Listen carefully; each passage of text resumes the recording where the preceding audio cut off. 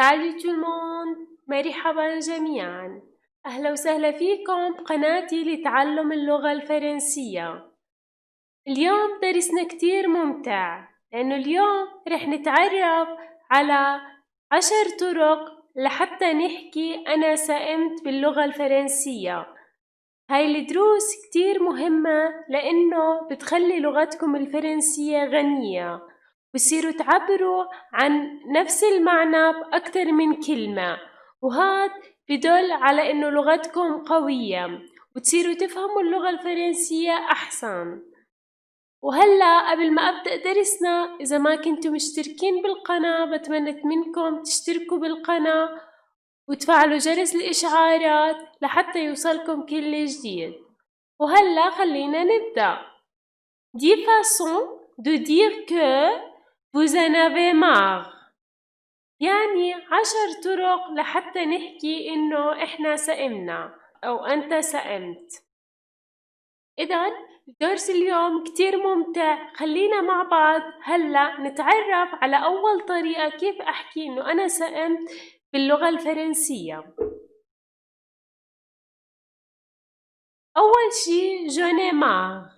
je n'ai marre تاني أنه أنا لقد سئمت. مثلا لما تكونوا انتوا زهقانين أو قرفانين من شي، خلص مو جا عبالكم تعمل شي، تحكوا je n'ai marre. إذن je n'ai marre.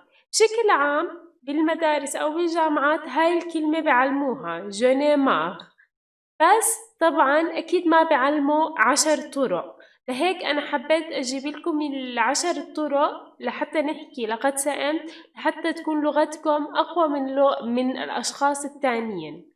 إذن أول شي je n'ai marre. exemple، خلينا نشوف كيف نستخدمها. imaginons qu'il pleuve dehors et ça fait plusieurs jours qu'il pleut. Vous dites je n'ai marre. Ça veut dire que ne supportez plus qu'il pleuve، يعني إنه أنتوا خلاص بطلتوا تتحملوا إنها تمطر. إذن أول شي شو معنى المثال؟ إنه أنا شو كتبت؟ إنه تخيلوا إنها عم تمطر بالخارج، وإنه صار لها أكتر من يوم عم تمطر، فأنتوا شو بتحكوا؟ إنه خلاص أنا قرفت، زهقت، سئمت. ممكن تحكوا إنه مش عم تقدروا تطلعوا، مش عم تقدروا تروحوا على مكان، فبتقدروا تحكوا هاي الجملة. إذن je n'ai marre تاني إنه لقد سئمت. الجملة الثانية اللي عنا وبتحمل نفس الشيء أو نفس المعنى لقد سئمت je n'ai assez. إذن je n'ai assez نفس معنى je n'ai marre. إذن je n'ai assez. كمان هاي هي كمان بدرسوها بالجامعات. إذن بالجامعات وبالمدارس بس بدرسوا je n'ai assez و je n'ai marre، باقي الطرق ما بدرسوها. بس اليوم انتوا رح تتعرفوا معي على هاي الطرق وكمان كيفية استخدامها. إذن je n'ai assez لقد سئمت. exemple، je n'ai assez qu'il pleuve. إذن يعني سئمت من إنه عم تمطر، إنه في ناس ما بيحبوا المطر فبيستخدموا هاي الكلمات، إنه عم تمطر كتير أو إنه بارد كتير، أو ما بعرف، تقدر تحطوا أي مثال، تحطوا je n'ai assez que بتكملوا. الجملة اللي عنا هون ساموسول. ساموسول تاني إنه لقد سئمت كمان. بشكل عام هو كلمة سولة إنه حد ثمل أو حد يثمل، إنه بيشرب، بس هون إجت بمعنى إنه سئمت. ساموسول يعني سئمت، ساموسول أو إشي زهقني أو إشي خلص مش قادرة أتحمله، بحكي ساموسول. إذن اللفظ ساموسول.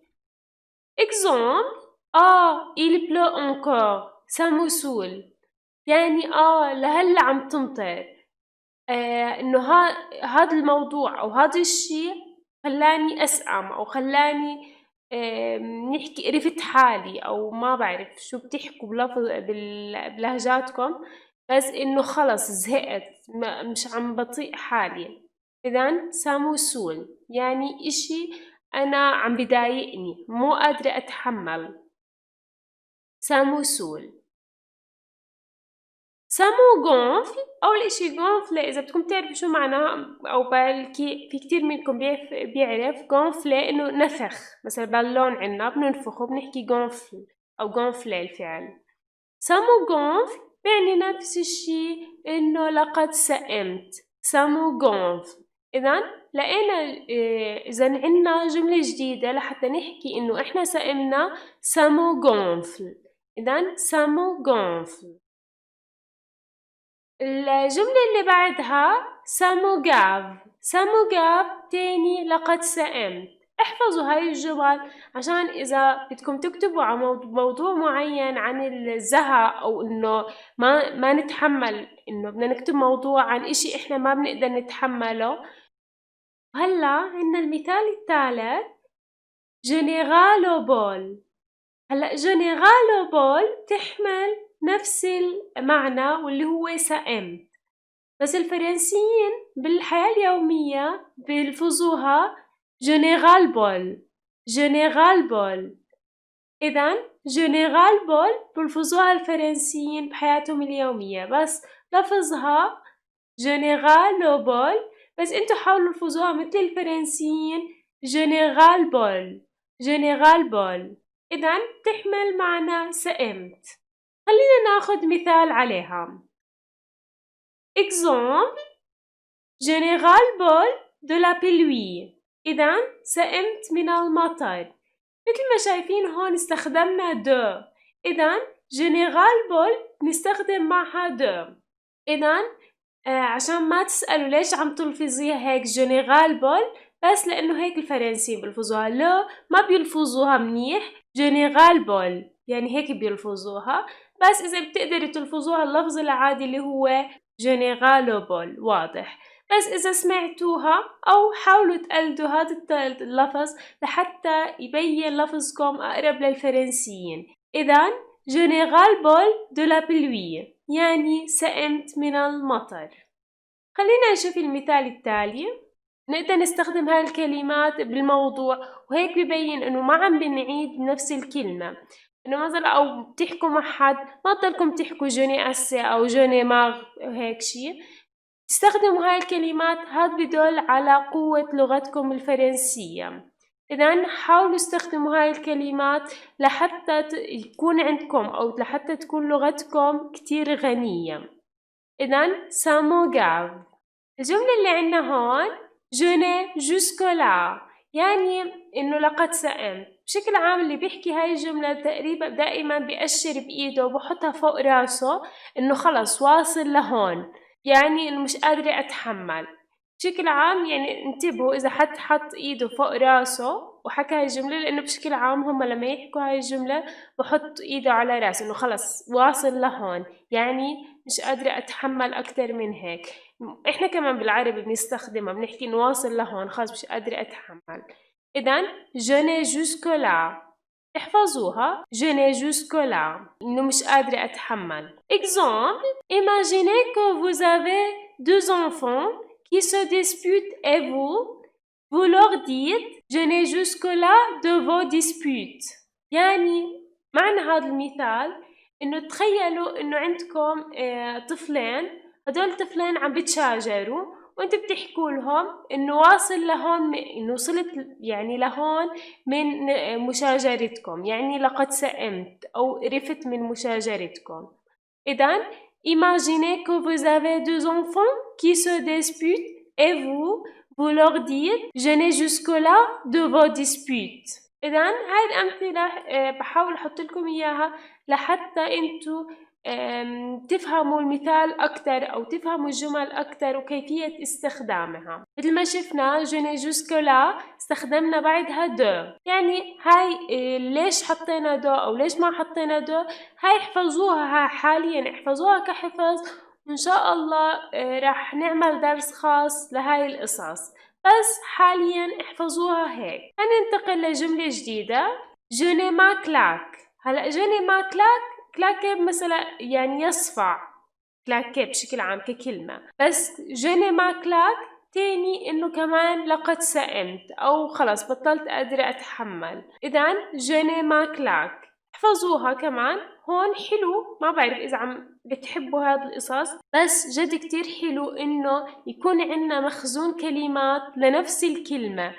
هاد بساعدنا. يمكن في ناس كتير، طب أنا بعرف جملة ما في داعي أتعرف على الجمل الباقية، بس هاد بساعدنا إنه نفهم، لأنه في ناس بيستخدم، كل حدا فرنسي بيستخدم جملة مختلفة. كمان بساعدنا نقرأ موضوع معين ويستخدموا هاي الكلمات كمان نفهم. وإذا كمان نفس الشي بيساعدنا بالمحادثة، إنه إحنا ما نزهق الشخص اللي بنحكي معه، نستخدم أكتر من كلمة. هاد كتير مهم. كمان لما نكتب موضوع معين ونكتب كلمات مختلفة، كمان هاد بيساعد على إنه يبين موضوعنا أكتر قوة. إذن je n'ai ma claque. Exemple: si quelqu'un se moque toujours de vous, vous pouvez dire je n'ai ma claque de ces moqueries. يعني تخيلوا انه في حد بتمسخر عليكم دائما، تقدروا تحكوا له انتو مش قادرة اتحمل من مسخرتك، خلص يعني انا واصلة لهون، خلص مش قادرة اتحمل، يعني لقد سئمت منك او سئمت من مسخرتك. إذن si quelqu'un se moque toujours de vous, vous pouvez dire je n'ai ma claque de ces moqueries. يعني سئمت من مسخرتك. se moquer يتمسخر تاني. se moquer حفظوها إذا ما بتعرفوها. se moquer يتمسخر. إذن je n'ai ma claque. كمان je n'ai ma claque بتاخد de. je n'ai pas la casquette بتعني لقد سئمت.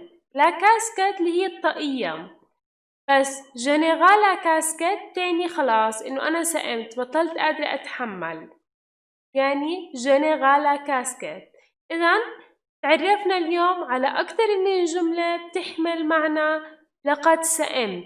حاولوا استخدموا هاي الجمل، وبتمنى منكم تكتبوا لي إياها بالتعليقات لحتى أعرف إنكم حفظتوها. استخدموها بأمثلة مختلفة، مثلا إنكم سئمتم، مثلا حد ما بحب الدراسة، إنه سئمت من الدراسة، ما بعرف سئمت من البيت أو القعدة بالبيت، ما بعرف. حاولوا استخدموهم واكتبوا لي إياهم بالتعليقات. إذن je n'ai pas la casquette. Exemple: je n'ai pas la casquette de mon chef au travail. يعني لقد سئمت من مديري بالعمل.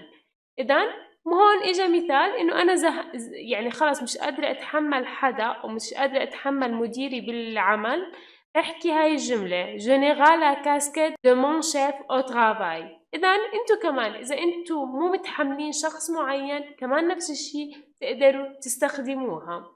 je n'ai pas la casquette de تحطوا الشخص اللي مش قادرين تتحملوه. إذن هاد الشي كتير حلو إنه بحط لكم الأمثلة لحتى أنتوا تغيروا بس شو هو اللي أنتوا مو قادرين تتحملوه. عندنا الجملة هون، هاي آخر الجملة je n'ai plein les bottes. أول إشي les bottes تعرفوا هالحذاء، بس je n'ai plein les bottes يعني كمان نفس الشي، خلاص أنا مش قادرة أتحمل، لقد سئمت. طفح الكيل بنقدر نحكيها باللغة العربية، طفح الكيل. إذن je n'ai plein les bottes. حفظوها je n'ai plein les bottes. هذا آخر تعبير من التعبيرات اللي بتعبر إنه طفح الكيل. حفظوهم كلهم مفيدين، ورح يفيدوكم بحياتكم، أو رح يفيدوكم إذا أنتوا أو حابين إنه تكون لغتكم الفرنسية كتير قوية. إذن je n'ai plein les bottes يعني طفح الكيل. هناخد مثال عليها. Exemple: je n'ai plein les bottes de mon travail يعني لقد طفح الكيل من عملي، يعني إنه سئمت من عملي، سئمت، مش قادرة أتحمل عملي. إذن je n'ai plein les bottes de mon travail يعني لقد سئمت من عملي. أي شيء أنتم مو قادرين تتحملوه تقدروا تكتبوا، تستخدموا جملة من هاي الجمل وتحاولوا تستخدموها بحياتكم اليومية مع أصحابكم، حتى لو عن طريق المزح. هاد بيساعدكم إنه تضل هالمعلومة راسخة بعقلكم. بتمنى منكم إنه بتمنى إنه هاي القصص عم تعجبكم، لأنه هاي القصص كتير مفيدة، وأنا دائما عم بدور على القصص اللي بتفيدكم واللي مش دائما بتلاقوها بسهولة، لهيك دائما عم بدور على المعلومات اللي تكون مفيدة كتير ونفس الوقت تبين مستواكم الفرنسي عالي. فلهيك بتمنى دائما إنكم تابعوا دروسي للآخر لحتى تفهموا كل شي. هيك بيكون انتهى درسنا لليوم. بتمنى انه يكون نال اعجابكم، بتمنى انه هاي السلسلة عم بتنال اعجابكم، واذا عندكم اي اقتراح بتمنى تتركوا لي اياه بخانة التعليقات. وإذا ما كنتوا مشتركين بقناتي بتمنى منكم تشتركوا بالقناة وتفعلوا جرس الإشعارات لحتى يوصلكم كل جديد. وكمان حابة أحكيكم إنه أنا أحيانا بحط فيديو ما بتقدروا تفتحوه، بس بكون مكتوب عليه ساعة، يعني بكون بس إنه عشان أذكركم. مثلا بحط الفيديو قبل بيوم وبحط لكم ساعة إنه تذكروا بهاي الساعة رح أنشر الفيديو، لحتى انتوا تكونوا اول شي بتحضروا هذا الفيديو او اول ناس بتحضروا هذا الفيديو. واذا عندكم اي تعليق على الفيديو او حابين تعملوا محادثات مباشرة تقدروا تعملوا معي محادثات مباشرة لاخر الفيديو.